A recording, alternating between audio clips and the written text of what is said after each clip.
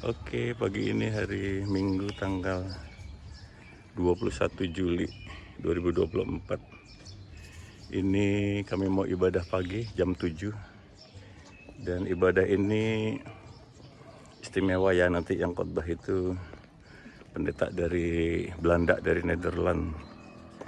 Namanya Art siapa ya? Aku lupa.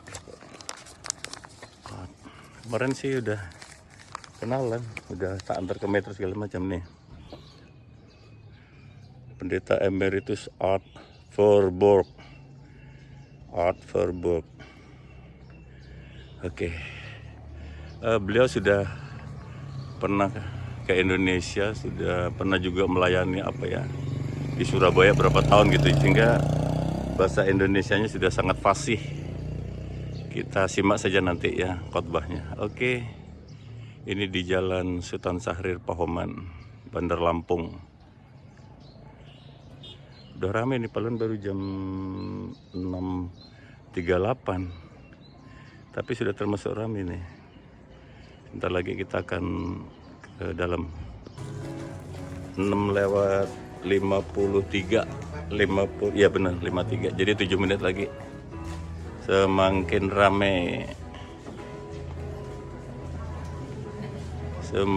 rame, ini yang majelis yang mau tugas ke Talang Jawa ini, Bu Wagiase sama Pak Kasturi. Talang Jawa kira-kira 1 jam lah dari sini.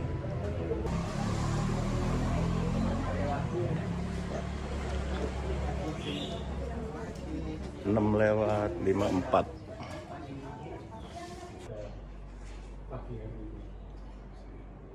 Namun untuk mengawali kebaktian ini, marilah kami ingin melayani Tuhan melalui jemaatmu yang ada di KSBS Tanjung Karang. Biarlah pelayanan kami hanyalah untuk kemuliaan nama Tuhan saja. Kami juga berdoa untuk song leader, pemusik, kemudian untuk mengatur sound system, juga LCD. Biarlah ini semua yang telah dipersiapkan dengan baik untuk membawa kekhidmatan ketika di dalam kebaktian ini. Mempersiapkan ini juga kiranya apa yang disampaikan hanyalah seturut dengan kehendak Tuhan saja. Kiranya pendeta Tuhan urapi, Tuhan berkati, sehingga kami siap untuk menanamkan dalam hati serta melakukan dalam kehidupan hari lepas hari. Kiranya Dineke Anita Panos, anggota Majelis Gereja Protestan di Oxford, Netherlands, Bergen Lampung, via itu begini. Sedikit. Tadi sudah ditanya di majelis, di ruang majelis. Itu saya bilang nanti saya ulangi sedikit di dalam ruang gereja supaya semua orang mengerti jenis logo apa ini.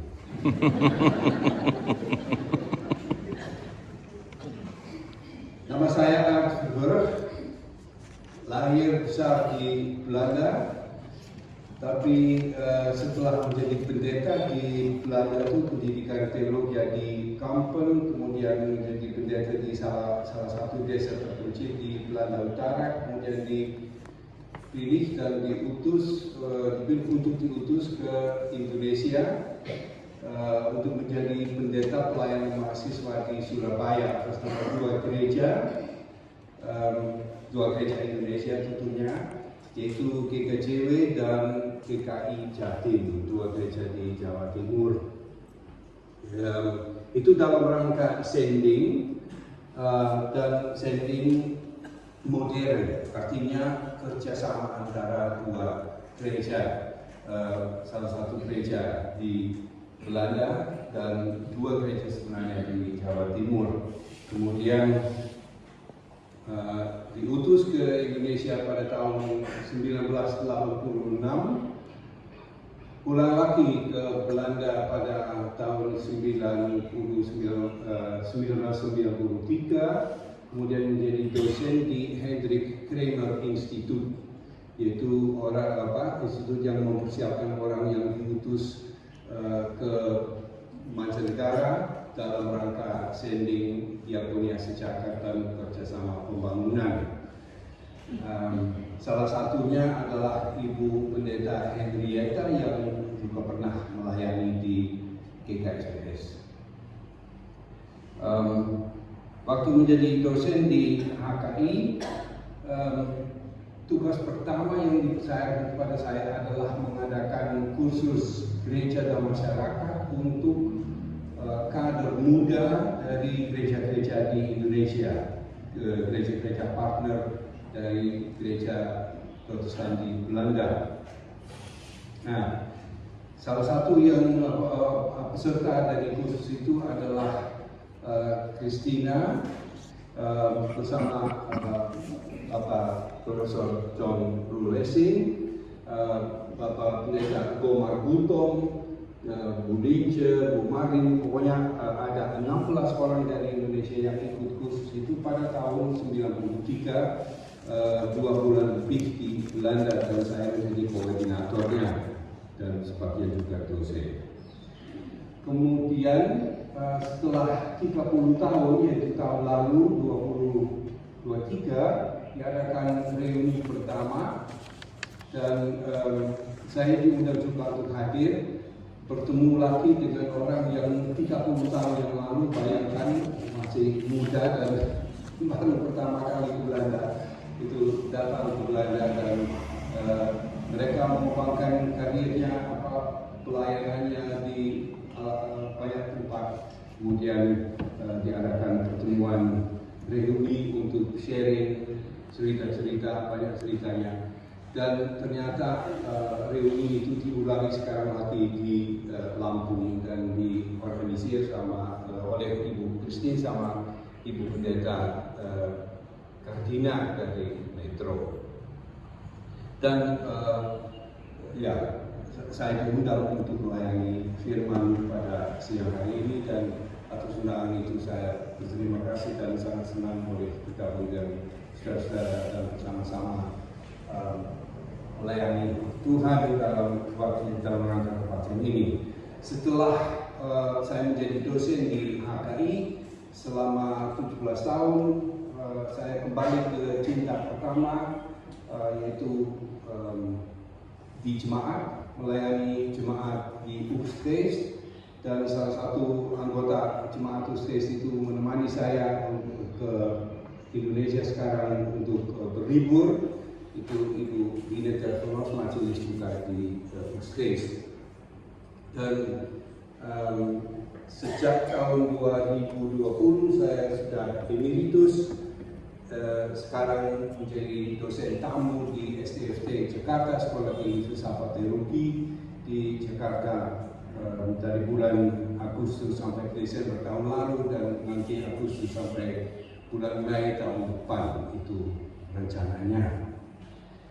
Saya kira cukup.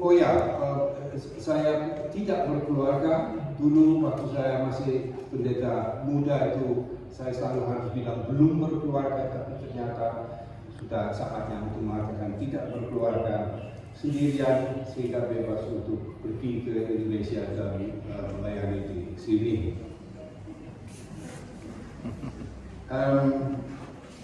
Jadi putra putri juga tidak ada, supaya jelas. Mari kita masuk dalam pelayanan firman dan berdoa. Dari Markus 6 ayat 30 sampai dengan 34. Markus 6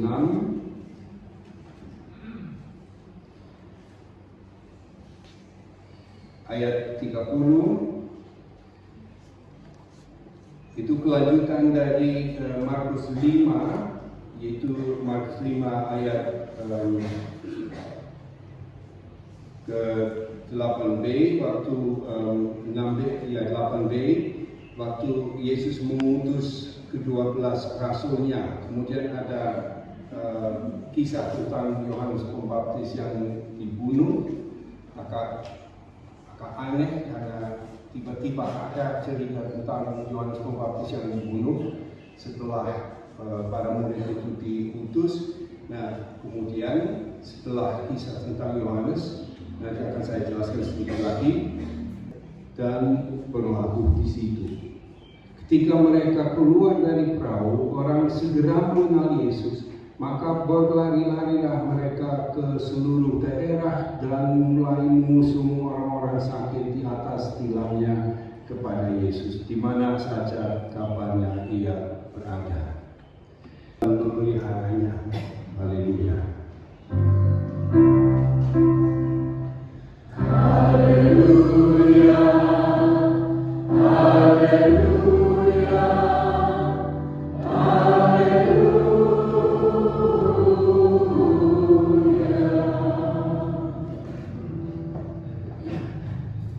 Sebagai narasumber, saya pilih dari Markus 6 ayat yang ke-34. Ketika Yesus mendarat, ia melihat sejumlah besar orang banyak, maka tergeraklah hatinya oleh belas kasihan kepada mereka.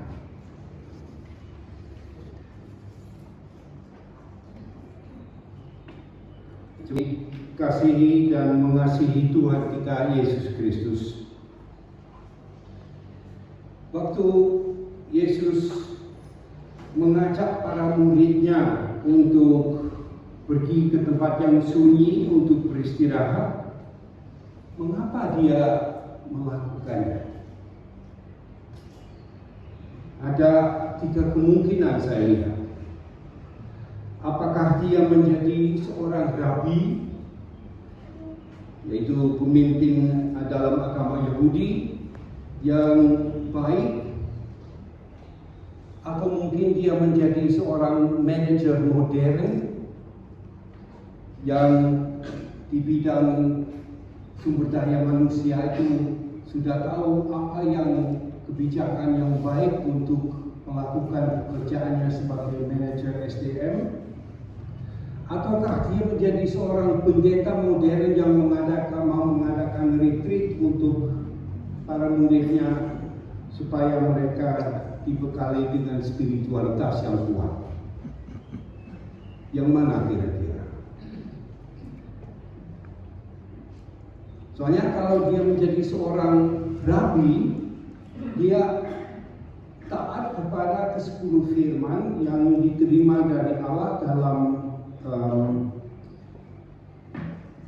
Keluaran, dalam ke-10 firman yang disebut di Keluaran, di mana diceritakan tentang atau dikatakan tentang Tuhan yang berhenti setelah bekerja 6 hari sebelumnya, dan kemudian pada hari ke-7 istirahat dan menikmati apa telah dia menciptakan dan melihat bahwa semuanya sangat amat baik. Mungkin dalam hal itu Yesus mengikuti saja apa yang telah diperintahkan oleh Bapaknya dan mengikuti kebijakan dari Bapa yang di surga. Tapi sebagai manajer modern itu dia juga mengerti bahwa istirahat itu untuk para pegawainya, karyawan itu perlu ada kebutuhan untuk rileks, untuk santai, untuk melepaskan segala stres yang pada zaman modern ini mengenai kepada orang yang bekerja. Karena tuntutan di masyarakat, tuntutan di tempat kerja itu tidak kurang, tidak sedikit. Jadi orang perlu adanya istirahat untuk melepaskan segala pikirannya, segala bebannya. Itu kalau tidak diperhatikan, nanti produktivitas orang itu akan berkurang, sehingga seorang manajer yang mau menjaga produktivitas pegawainya harus juga memperindahkan masalah saat peristirahatan. Orang yang juga bekerja keras, pelayanannya luar biasa, tapi dia akhirnya dibunuh. Itu suatu peringatan saya kira bahwa melayani Tuhan itu tidak bebas risiko. Ada risikonya. Ada risiko kelelahan, ada risiko tidak disukai orang, ada risiko apa saja dalam pelayanannya. Yang mudah-mudahan tidak sampai kita dibunuh seperti Yohanes Pembaptis, tapi ada risikonya. Dan orang Kristen juga harus siap untuk menghadapi tantangan yang cukup berat kadang-kadang. Yang didoakan supaya tidak, tapi kalau ada, itu kita sudah sadar bahwa ternyata pelayanan kepada Tuhan itu tidak bebas risiko. Dan akan segala sesuatu, langit dan bumi dan segala isinya, pada hari yang ketujuh Tuhan istirahat. Istirahat untuk menikmati, karena segala sesuatu sangat amat baik. Tuhan sendiri juga taat kepada manajemen anti-stresnya. Allah sendiri menikmati segala sesuatu karena memang bekerja keras, tetapi akhirnya juga dapat menikmati hasil karyanya. Dan Yesus betul-betul menjadi anak Bapanya karena dia taat kepada Bapanya, mengikuti kebijakan anti-stres. Dia menjadi manajer yang baik bagi para muridnya, dan dia menjadi guru spiritual yang bijaksana. Karena juga di dalam kelanjutan dalam Markus 6 itu jelas bahwa pada satu saat itu Yesus suruh para muridnya untuk pergi. Orang banyak disuruh pergi karena dia mau berdoa. Yaitu bahwa ternyata di dalam Alkitab juga diakui secara implisit bahwa berkarya untuk Tuhan itu tidak selalu gampang, ada beratnya juga.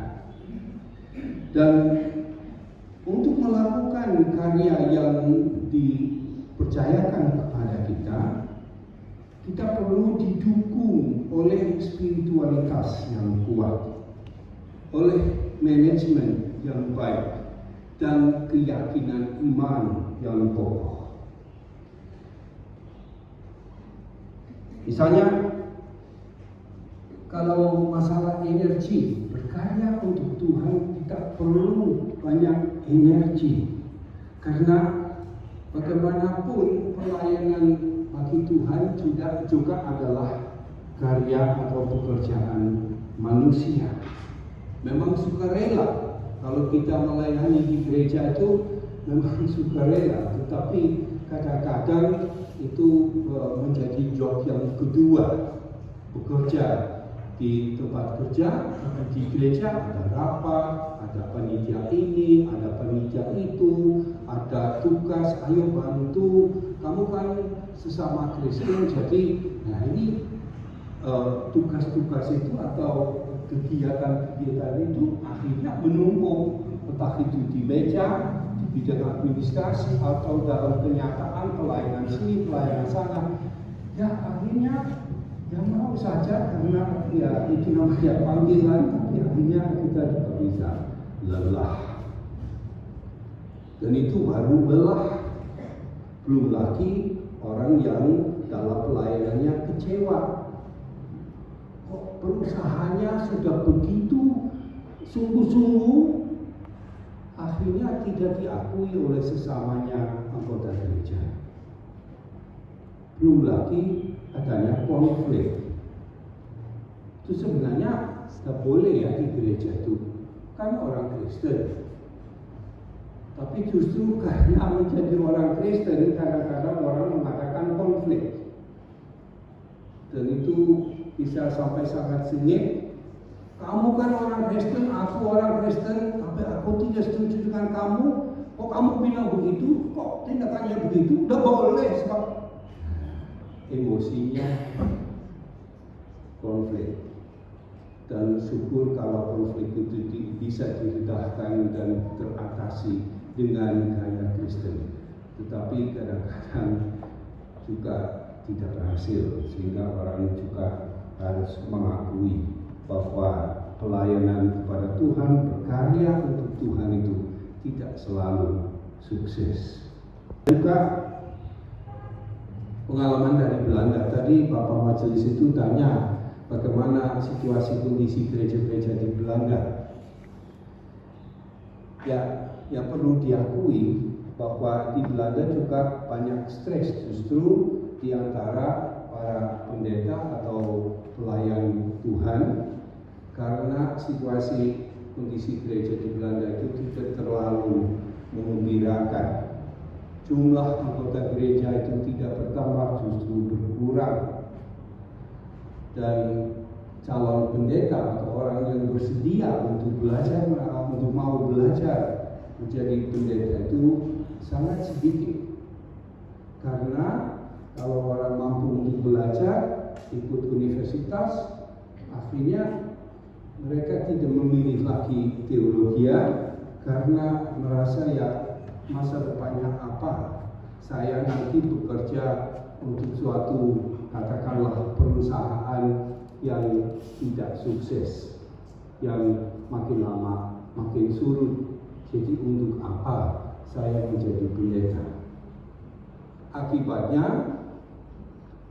majelis itu tambah repot karena tidak ada pendetanya. Sudah terasa kekurangan pendeta. Atau mungkin pendeta ini itu situ dipakai sampai kapan itu? Karena selalu ada pelayanan dan kebaktian dan sebagainya. Jadi di antara para pendeta juga sudah mulai terasa stresnya akan meningkat begitu. Jadi berkarya untuk Tuhan, motivasinya ada, tetapi akhirnya pekerjaannya atau pelayanannya itu terlalu banyak, bahkan tidak terlalu berhasil. Dan di dunia modern di Belanda yang kena sekularisasi itu banyak orang yang bertanya, kok masih percaya ya? Masih percaya. Implikasinya adalah bahwa nanti kalau kamu maju, kamu tinggalkan spiritualitas atau kepercayaan itu. Nah itu sama sekali tidak memberi motivasi, justru merupakan demotivasi. Nah, waktu dan energi terlalu banyak, jadi kita juga harus taat kepada Bapaknya Tuhan Yesus Kristus, bahwa sekali-sekali ada waktu istirahat, berhenti, merenungkan, menikmati, dan mencari kembali sumber kekuatan spiritual kita. Bulan ini adalah bulan diakonia. Perhatian GKSBS itu memang khusus kepada diakonia pada bulan ini. Nah, ternyata di dunia diakonia itu banyak tugas untuk gereja, banyak hal yang dirasa perlu dan harus dikerjakan.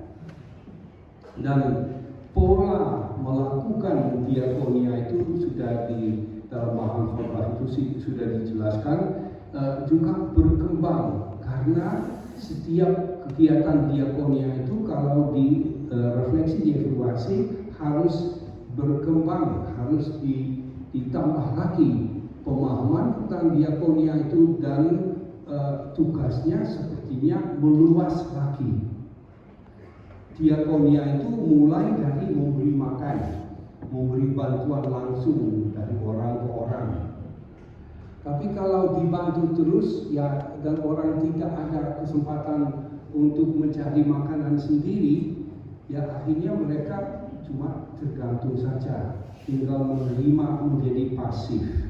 Jadi itu namanya diakonia karitatif. Karitatif itu penting karena kalau orang perlu bantuan segera dibantulah. Tetapi kalau akhirnya mereka tidak pulih kembali atau diberikan kesempatan untuk mencari nafkah, untuk mencari kebutuhan hidup secara sendiri, itu ya diakonia itu juga melumpuhkan orang. Nah, Makanya diakonia karitatif itu berkembang menjadi diakonia reformatif. Dalam arti diakonia harus membantu orang untuk menjadi mandiri dan mencari apa yang dibutuhkan itu secara mandiri lagi. Kemandirian itu sangat penting. Tidak hanya memberikan ikan kepada orang, tetapi juga kasih alat pancing untuk perumpamannya. Tapi dewasa ini kita makin lama makin sadar bahwa diakonia itu juga harus bersifat transformatif. Karena kalau tempat ikan, ya kolam-kolam itu dikuasai oleh orang yang kebetulan punya duit atau punya kuasa untuk mempunyai kolam itu, dan orang lain itu dilarang untuk masuk untuk mancing, itu sesuatu yang sangat tidak baik. Jadi diakonia juga harus bersifat transformatif, menantang sistem yang mengakibatkan ketidakadilan. Nah, dari yang sederhana, kasih roti atau kasih segenggam nasi kepada sesamanya, tetangganya, berpikir tentang membantu dia ke tempat di mana dia bisa berdiri, bisa mandiri. Kemudian yang transformatif itu ya bicara tentang dunia sosial, dunia karyawan, dunia pekerja, dunia politik, dunia ekonomi, dunia bisnis internasional, dan itu memang juga mempengaruhi cara bertani di Lampung misalnya. Karena siapa yang menentukan apa yang ditanam dan panennya kemana, harga panen itu ditentukan oleh siapa? Oleh si petani yang bekerja keras. Saya bekerja keras, jadi saya minta imbalan. Enggak, itu sudah ditentukan oleh si. Nah, ini tidak ketahuan siapa yang menentukan harganya, dan keadilannya itu juga tidak kelihatan lagi. Nah, saudara, waktu saya di Belanda itu 6 bulan terakhir ini, dari Januari sampai Juli ini, saya diberikan tugas sama gereja di Belanda untuk menerjemahkan teks video yang dibuat antara lain di GKSBS ini, di Yabima. Jadi ada tim dari gereja kami datang kemari bikin video untuk penjelasan, untuk memberikan informasi tentang pelayanan diakonia di Indonesia, supaya orang Belanda melihat videonya di gereja, kemudian juga menyumbang untuk membantu pelayanan diakonia di GKSBS antara lain. Saya melihat bagaimana Yabima itu melakukan diakonia, membantu orang miskin supaya ada makanan, supaya anaknya bisa disekolahkan. Tapi itu juga tidak hanya secara karitatif, tapi justru reformatif dan transformatif, karena staf Yabima menjelaskan kepada petani-petani di pedalaman, di desa-desa kecil, nah ini harga beras, harga kopi atau apa, itu semuanya ditentukan di mana dan siapa yang akhirnya capek.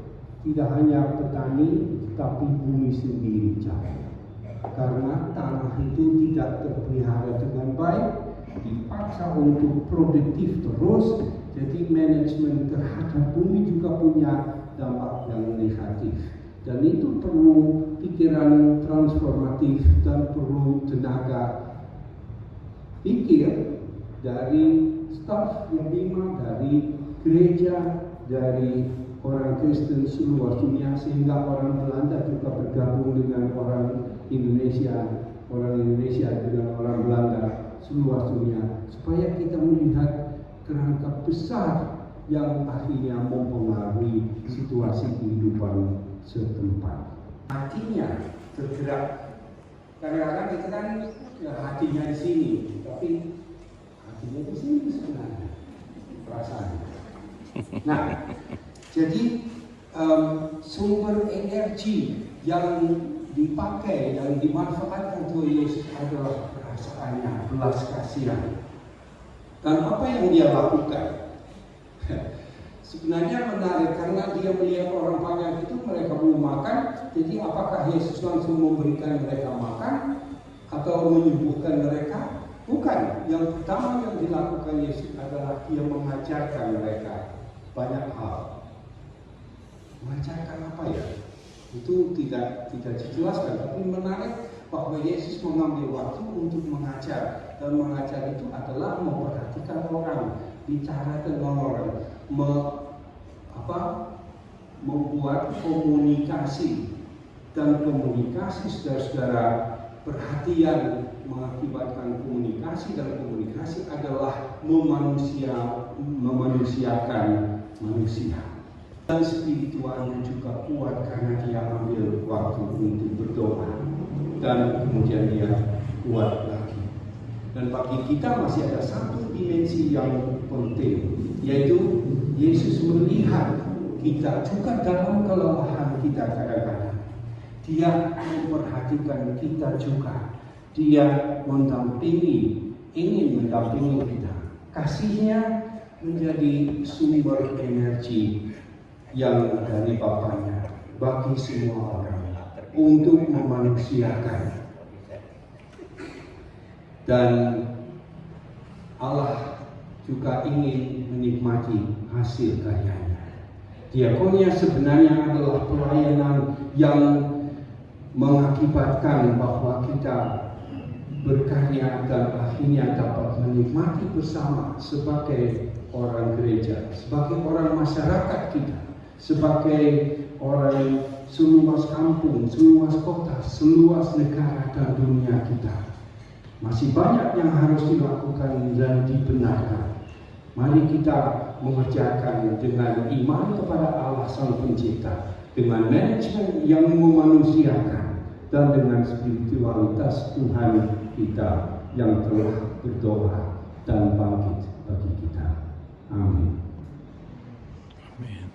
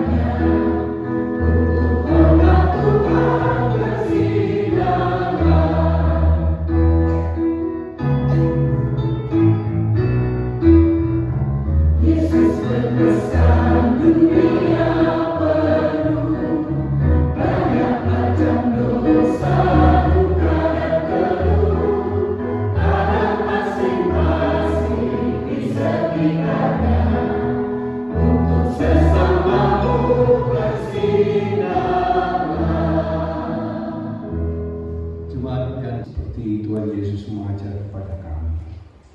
Bapa kami yang di surga, kuduskanlah namamu, datanglah kerajaanmu,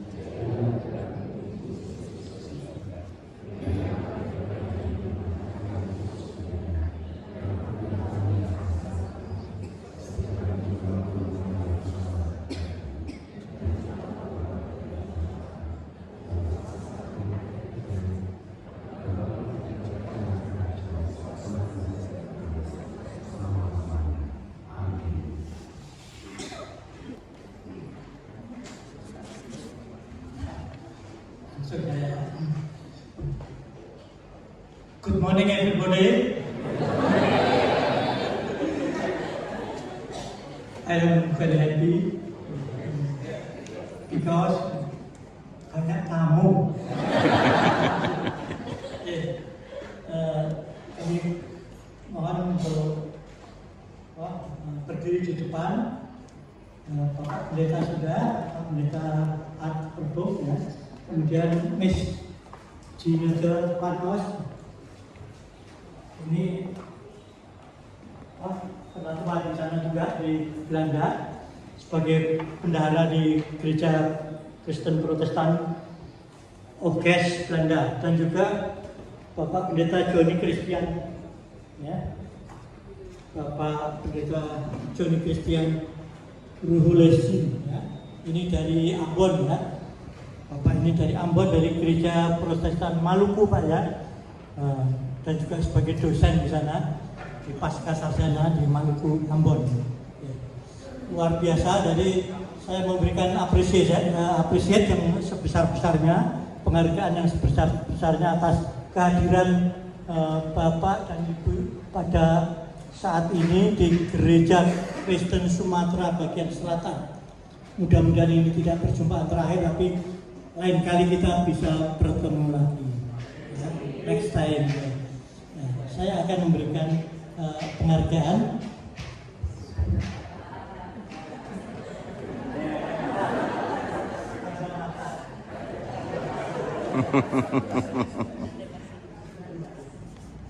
Thank you, guys.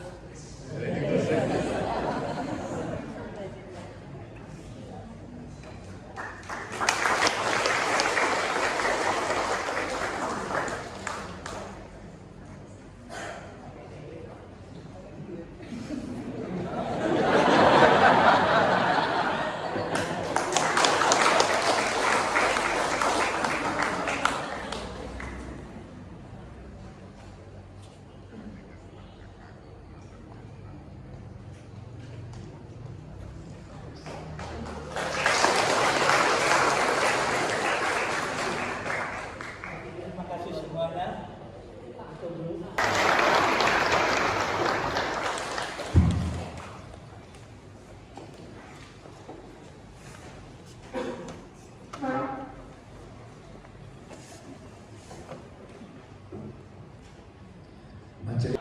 Pak At, ada yang disampaikan untuk ibadah hari ini? Ya, terima kasih sudah diterima sebagai pendeta tamu. Senang sekali. Terima kasih. Gereja kita ini namanya apa, Pak? Gereja apa? Tulang GKSPS Tulang Tanjung Karang. Iya, oke, terima kasih Tanjung Karang. Terima kasih Pak At, Pak John. Oh iya, ya, sebentar.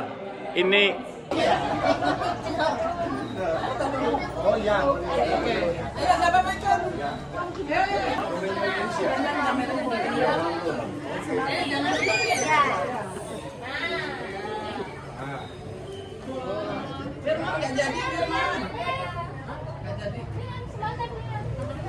oke, nyanyi satu lagu yang pendek, ayo. Happy ya 3 4. Happy day. Jadi anakku, siang lagi impian, malam jadi impian, semakin membara. Selamat hari Minggu, terima kasih. Ya, oke, dah. Oke, sudah jam 9:30. Kok dia dijak sama gue konsolnya toko Chinese. Oh. Siang juga setelah istirahat. Oh iya. Dia jam 10 NPM Tom. Ya Mbak. Ya udah.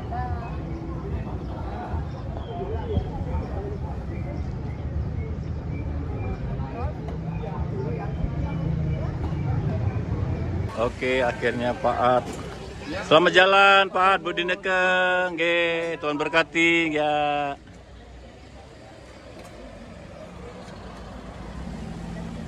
Tuh Pak At dan Bu Dineke dari Nederland.